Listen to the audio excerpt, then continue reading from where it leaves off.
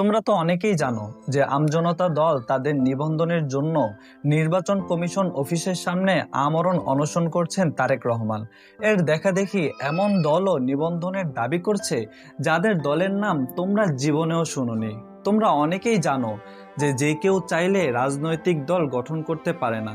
একটা দলকে নিবন্ধন পেতে হলে কমপক্ষে 1 লাখ ভোটারের সদস্য তালিকা দিতে হয়, যারা দেশের অন্তত 64টি জেলার মধ্যে 50টি জেলা আর 100টি উপজেলা বা থানায় ছড়িয়ে থাকতে হবে।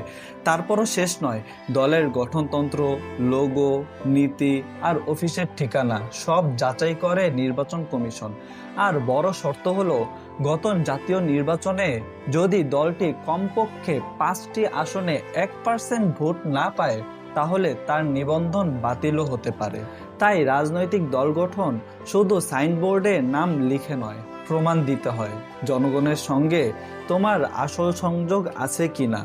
বাংলাদেশে রাজনীতি করতে হলে নাম নয়, নেটওয়ার্কই শক্তি।